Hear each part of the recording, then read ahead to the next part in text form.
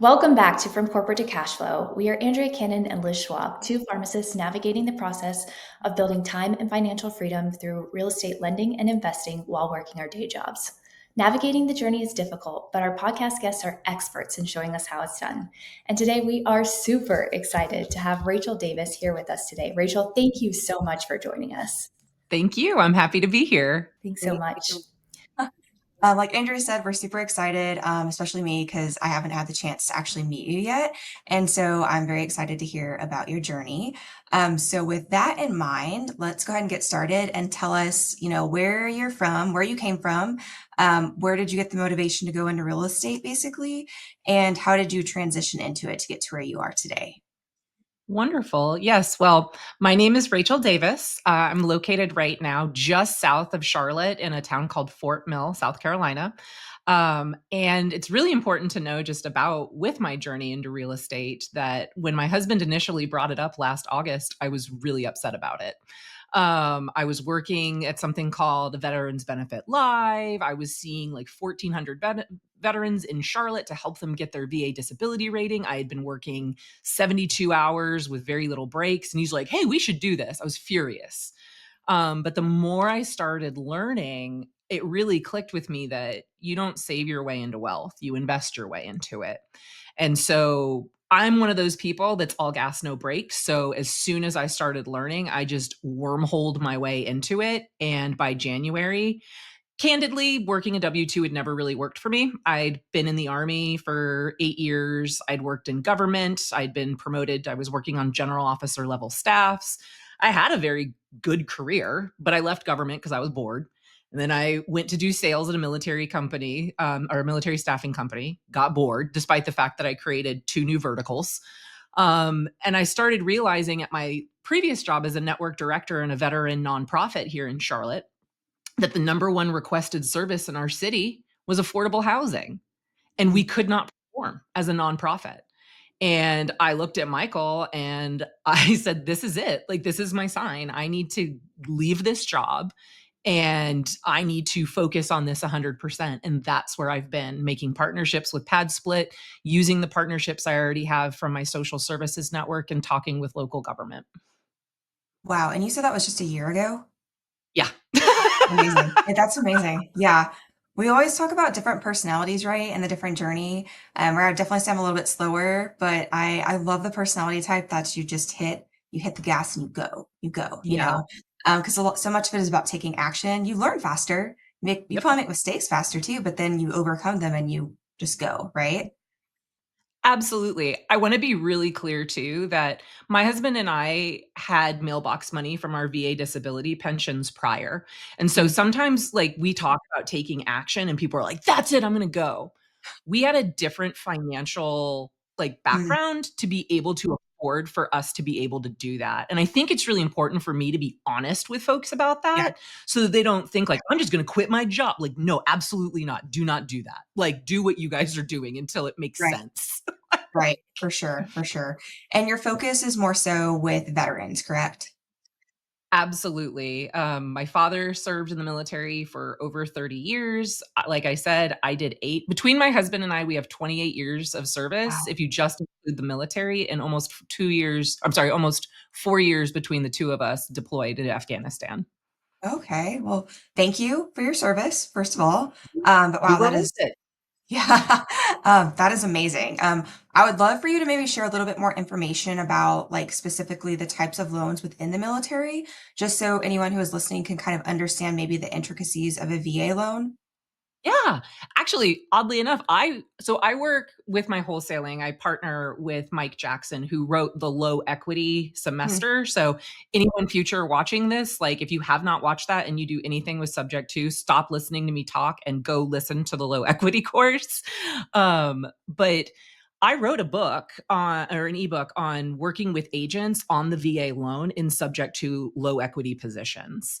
The VA loan, I mean, there's so many things about it as a service member. It's so powerful, but because of the risks associated with subject to, you've got to worry about entitlement being available, along with the other, potential risks of a subject to ensuring that the person knows who the buyer is if you're not the buyer, right? Like But for me, having that veteran background and being able to walk an agent through using a subject to for a VA loan, knowing that I've bought and sold homes with a VA loan, even just being able to talk to a service member as another veteran about like, hey, this is how I'm going to take care of you. It works. I shouldn't say it works wonders. It solves more problems because we have that shared experience. Yeah, absolutely. I completely agree with that because I will say one of the first things that I noticed in the group with people asking questions was the question about entitlement, right? So Mhm. people don't understand what entitlement is, and I think a lot of people don't even know it exists. Like if you're newer wholesalers, right? And there are huge implications and consequences to not understanding that and not communicating that to the sellers, right? So I think that is yeah, I think it's such a valuable skill set to, have been a veteran and to understand the VA loans. So you're really needed. So thank you for doing that. I think that is fabulous. I appreciate that. I think if I can kind of expand on that too, I think a lot of it has to do with because I grew up in the military, I understand military pain when it comes to the permanent change of station or PCS cycle.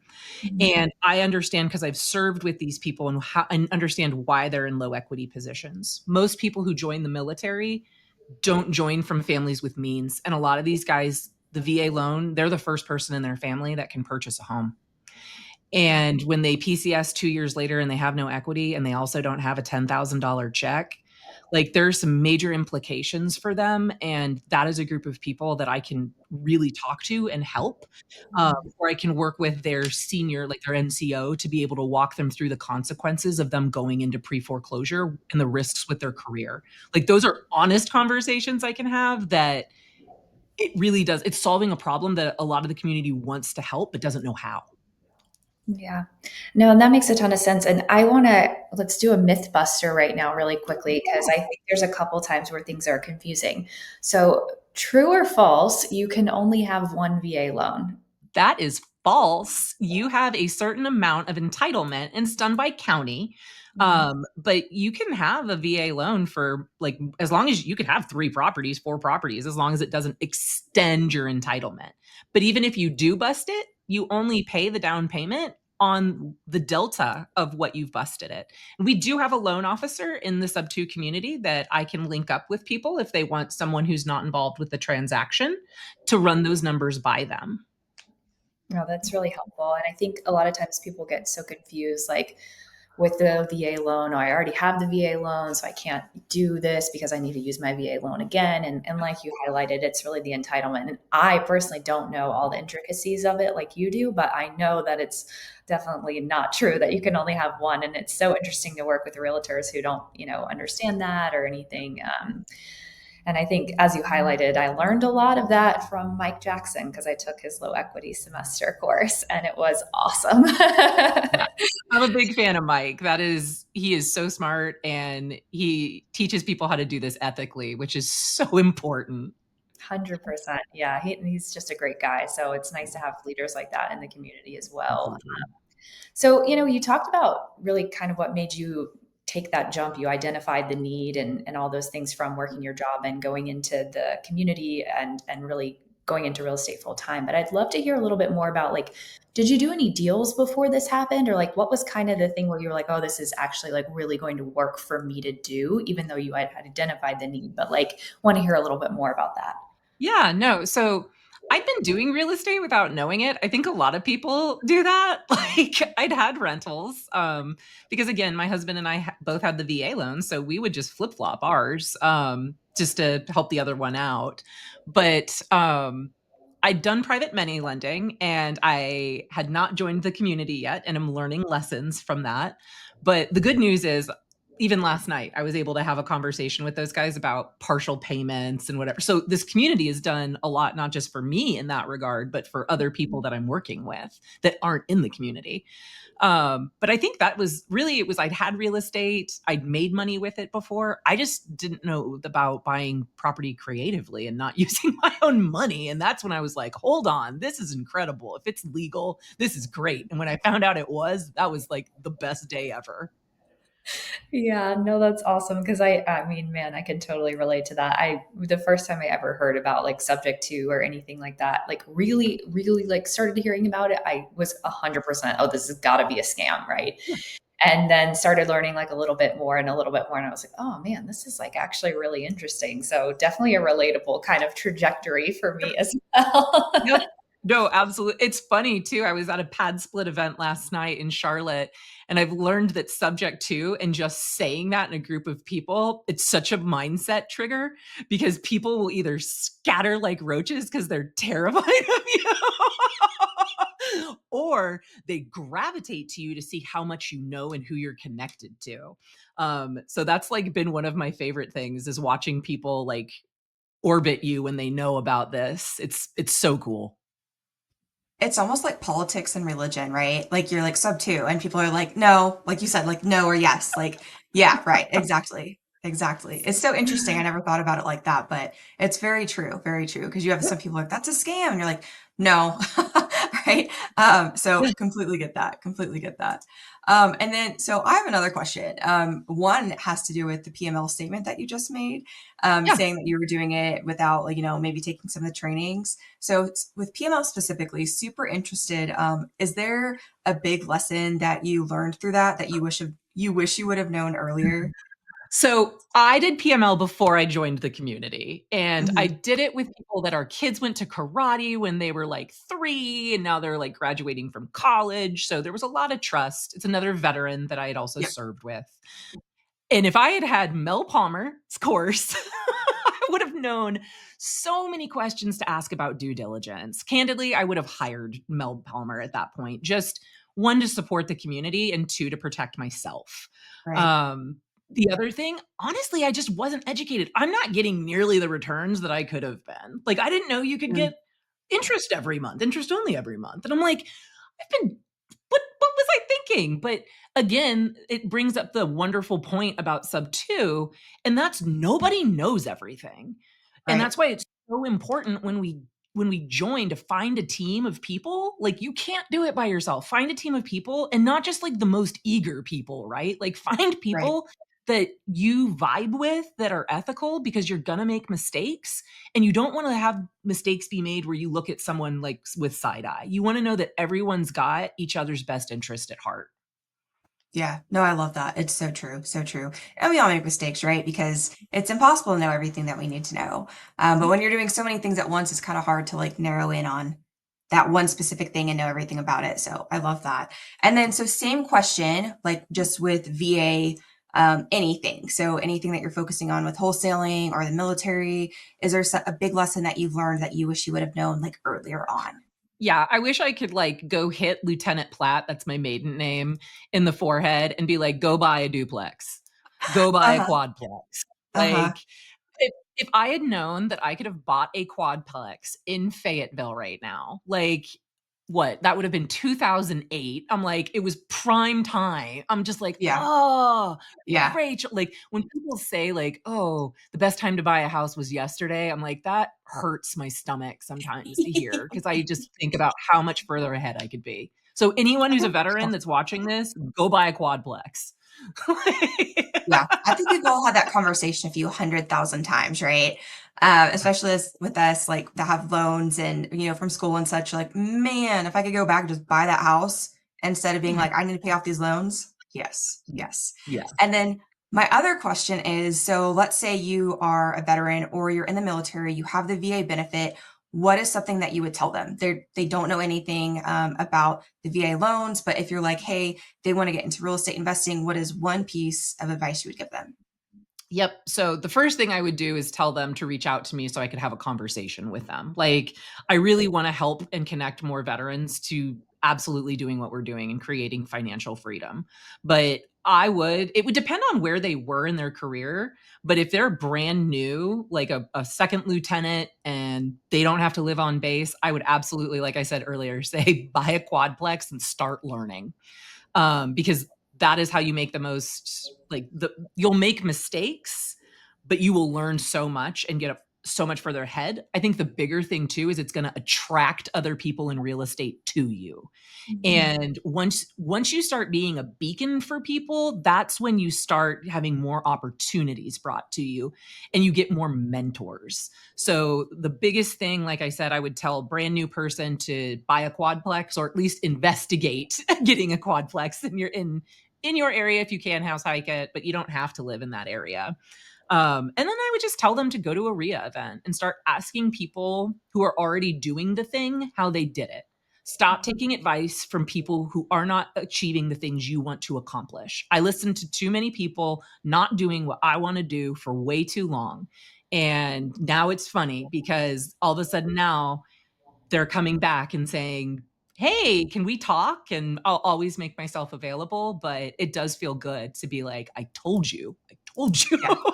I just have to say that's my best. I love that statement. That is my favorite thing in the world, right? Because I made that mistake too. And so I just, Mhm. yes, it is the best. So thank you for saying. Yeah, of course.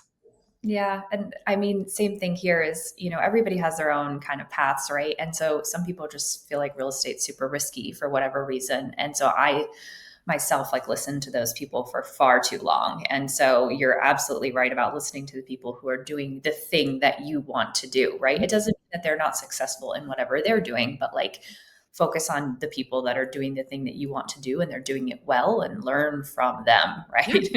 100%. I think people get too embarrassed to not know the answer, and they allow that limiting belief to prevent them from to really fulfilling what they could achieve, and it's sad to me. I want more people to I keep telling people, "I'm not special, I'm just doing it." Yeah. And so speaking of just doing it, like, are there any specific habits or routines that you've developed to kind of stay productive and focused on your goals? I know it's so different, right, from working in a more of a corporate or W-2 or even the military setting where you're a lot more regimented, right? I'd love to hear a little bit more about what you do on a day-to-day basis to stay focused. Absolutely. No, it's funny. I do calendar, but it's funny because you learn to calendar in the military, but in the military your time doesn't have any value. Like you can just keep people at work forever. So you only really do a calendar to fulfill your training program, which is fed into it's a system, right? But you Mhm. think it's super important. So when I first heard about calendaring, I was very like, "Ugh," like I've seen what that looks like. But I started when Pace talked about calculate how much your time is worth, it clicked for me where I'm like, oh, okay. If I just have these times blocked to do these specific things and give my all to that specific thing, then I'll be like the things will happen in better sequence. So I tend to be very committed to that. I'm not as good at auditing as I should be. So I'm going to put that out there to the world because I need to manifest that into my life and have people hold me accountable. But I love to calendar. I like being outside. So I live in the South, so it's summertime. I live in a community of about 80 houses, and I'm one of 5 white families. Almost everyone around me is an Indian work visa person. And so I spend a lot of time in the pool hanging out with like people. I learn a lot about cultures that are not mine. And I love it. I absolutely love it. So I think for that habit of just making myself go outside because I will just troll in my house and work and work and work. So it's good for me to do that. And I actually have to plan events for me to train because I know if I don't have an event, I won't train for it. Yeah, I can relate to the outdoors piece because man, it really helps you just decompress. And I feel like I'm a better person when I spend more time outside. And in fact, sometimes when I get kind of grumpy, my husband will be like, Andrea, you need to go for a hike. That's his way to say, you're kind of not being very nice right now. Yep. It would be really nice if you, you It'd know, be nice if we went away. into that nature therapy. So man, I totally can relate to the outdoors piece. I mean, I think it's, so important that we spend time outside. And the calendar thing too. I mean, time blocking, I'm totally guilty of sometimes putting things on my calendar, getting my day all organized, and then doing something completely different when it actually happens. So, wondering if you have any advice for somebody who does that, and that my person might be me or maybe other people that are listening. Yep. So to me, it's funny, right? I'm going to talk about the difference between like motivation and of course now I'm forgetting the other word for it. I can do I've forgotten it. It's okay. I can do other advice. Sorry, this happens to me sometimes. But I think the biggest thing is being disciplined, willpower. That was the word. Thank you. The difference between discipline and willpower. I knew I could do that. Discipline is what I implement every day when I'm like, I don't really want to do this, right? But like, I've got to do the thing. Willpower is when you don't have anything left in you and you pull on that discipline that you've been doing day in the day and day and day. So that way, if you're more disciplined, you don't have to have as much willpower. So I tell myself every day, this is the 2 hour block. And unless something is like a serious incident, like it stays my thing. And it's so hard to like get that. But I try to frame it as I'm investing in myself right now because I know that this is going to get me to my goal. So, yeah, would I rather like do something more fun? Sure. But that's not going to get me to my goal. I need to make this phone call. I need to, even going onto the sub two calendar and figuring out who has needs that I can help with and putting yourself out there.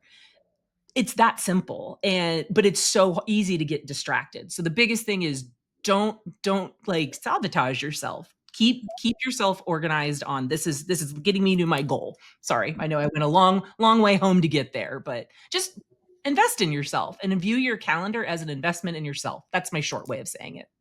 I like that. Yeah. And I mean, I think it's not even just, like fun stuff. Like I don't get pulled into like Instagram, but sometimes it's like, since we've been on here, there's somebody that's reaching out to me about a wholesale deal that I'm doing. And it's like, but this is obviously my focus and I'm not dealing with them at the moment. But if I was time blocking, right, Mhm. something else, let's say, I would very easily see myself being like, oh, let me get back to this person about the wholesale deal that we're doing right now. And then all of a sudden we're in this full conversation. He's looking for a floor plan. He's talking about co-living. I'm doing co-living. Then there was this whole thing. And now it's been 45 minutes of my 2 hour time block that I was supposed to be doing something completely different. Right. And so that's kind of the thing that for me, I end up getting wrapped up into like other tasks that aren't necessarily the task I was hoping to accomplish. I feel like I have like almost an ADHD brain that's just like kind of all over the place all the time. And I think focusing would probably be really helpful. So I think maybe like Yeah. turn off my notifications or something. Is there a way, and I'm sorry if I'm like going to, is there a way even with that where you can start telling wholesalers like this is the time that I'm doing this so that way they know. I'm trying to throw out an idea so that way you can block a calendar time that works for you that they can anticipate that you will be available. So whether it's an office hour or is this like a deal where you're like, no, this needs to get done now. This is when I'm wholesaling, so Okay. it's not as like if I was you know gonna be the end buyer or something, then I would just reach out to them like whenever. But he's reaching out to me as Okay. he's looking to buy the deal, so it's Okay. kind of one of those things where you're like, I I don't get really, it. but it's not super urgent. He texted me at 5:30 this morning, the first text, so it's like I think it's gonna be okay regardless. Wait till the end of the podcast. It's fine. Like, Oh man, I love that. 5:30, very eager. But very eager. work doesn't wait. So, okay, so Rachel, I know you've given us so many good pieces of advice, which I'm loving. But so what I want now is to see if you can give us like a 30-second advice for someone that's starting their financial independence journey. So very similar as you mentioned, like you have what, 80 houses in your community. So maybe like if you're in the pool with these other individuals, right? And they're like, hey, I really want to start my financial independence journey, what would you say in 30 seconds? Yeah, absolutely. What you should be doing is connecting with people who are already doing it or trying to do it to learn together that you have stress tested on their ethics. If you're doing stuff with people in sub two, make sure they've done the ethics course and make sure they've done the safety course. And educate yourself, pick something for 90 days and do that thing. Do that thing for 90 days and stay committed. That would be the advice I gave. And follow up. So if someone's not in Yeah. that community, yeah, if they're not in the community and they're listening and they hear, okay, I need to vet these people, what do you suggest that they do? I mean, start going to investment meetups, start finding, I mean, it's the same thing. Find the people, invest in the people that have the same mindset and uh have the same aspirations as you. I mean, I'm a big fan of this community just because of what it's done for me, and I know people are already vetted, but take the time to educate yourself in due diligence if you're doing lending, and make sure that you're not spending money that you can't afford to lose. And then if it's, you want to be a buyer, you want to do fix and flips, start learning about how to do that. Like, most people finish high school and the learning stops. So just keep learning and keep connecting.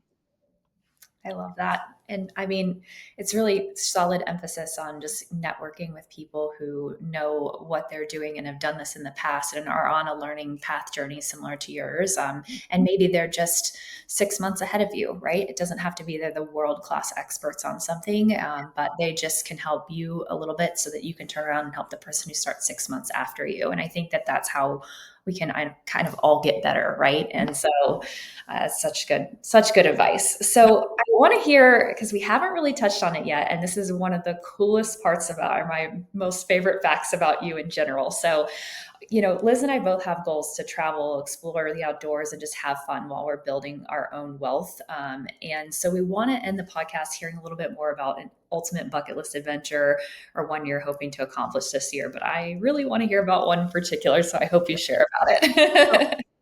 Part of why I said I need like an event to train is I actually did a big bucket list event this year. I went to Everest Base Camp in Nepal with my father.